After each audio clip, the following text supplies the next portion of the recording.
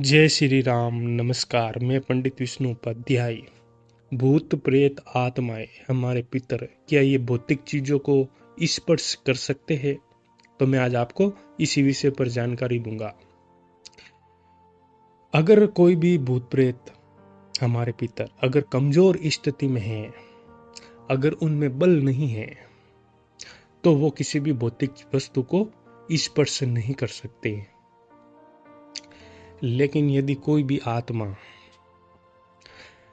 उनमें बल है, अपने जीवन काल में खूब भगवान के प्रति उन्होंने पूजा पाठ जप तप किया है, दान पुण्य किया है, तो ऐसी आत्माएं मृत्यु के बाद उनमें बल प्राप्त हो जाता है।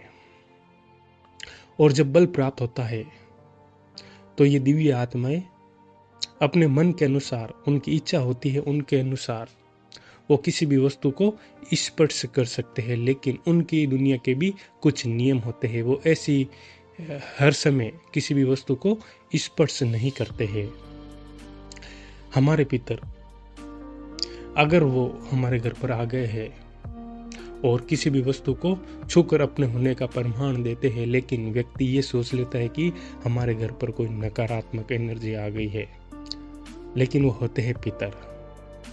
अब जब आप किसी स्थान पर जाकर पूछ करवाते हैं, पता लगवाते हैं, तो वो कुछ दे देते हैं और इससे आपके पितरों का बंधन हो जाता है। फिर वो आपके घर पर आते भी नहीं। लेकिन सही जानकारी होने पर पता चल जाए कि हमारे पितर ही है, तो उनकी संतुष्टि के उपाय करने पर वो हमें लाभ देना शुरू कर देते हैं। क्योंकि वो भौतिक चीज़ों को छूने का यदि उनमें सामर्थ्य है, तो वो खुश होने पर कुछ भी कर सकते हैं आपके लिए। लेकिन कमजोर पितर या कमजोर आत्माएं इन चीज़ों को आसानी से नहीं स्पर्श कर सकती।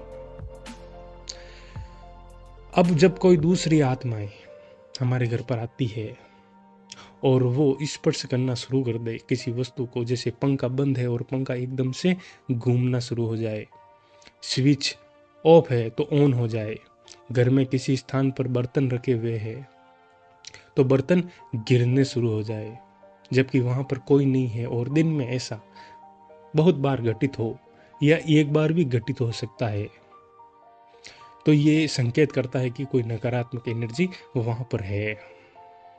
अगर पितर बलशाली होते हैं तो वो ऐसी चीजों को हमारे घर में नहीं आने देते। ये आत्माएं 3 तत्वों में होती है: आकाश तत्व, वायु तत्व और अग्नि तत्व। अब कुछ स्थान पर आत्माएं होती है तो उस स्थान की जगह ठंडी होती है, या कोई आत्मा हमारे पास आती है तो हमारा शरीर एकदम से ठंडा हो जाता है। तो कुछ आत्माएं गर्म होती है, कुछ स्थान पर आत्माएं निवास करती है। यदि हम वहां पर जाते हैं तो वो आत्माएं, वो स्थान गर्म होता है, और हमारे पास आती है तो हमारा शरीर एकदम से गर्म हो जाता है। पति तत्व नहीं होने के कारण वो हमारे सामने तो नहीं आते, हमें दिखते तो नहीं, लेकिन अपने होने का वो प्रमाण देते रहते हैं। इसलिए हमारे पितरों को बलशाली करना बहुत जरूरी है, ताकि हमारे घर में किसी भी प्रकार की कोई नकारात्मक एनर्जी ना आ सके। ये आत्माएं, इनमें इतना सामर्थ्य होता है कि अगर ये किसी वस्तु को छूने की इच्छा करते हैं तो ये किसी भी वस्तु को छू सकते हैं। ये इनके ऊपर है, इनके मन की इच्छा। अगर इनके मन में कुछ भी करता है तो ये छू लेते हैं। लेकिन कमजोर आत्माएं जो कमजोर होती है, वो भौतिक चीजों को स्पर्श नहीं कर सकती। पावरफुल आत्मा ही इन चीजों को स्पर्श कर सकती है। या तो कोई आत्मा पुरानी है 200-300 साल, तो ये अपनी शक्तियों को पहचान लेती है और समय के साथ ये किसी भी वस्तु को स्पर्श करना शुरू कर देती है। नई आत्माएं जिनकी अभी मृत्यु हुई है, तो ऐसी आत्माएं किसी भी वस्तु को छू नहीं सकती।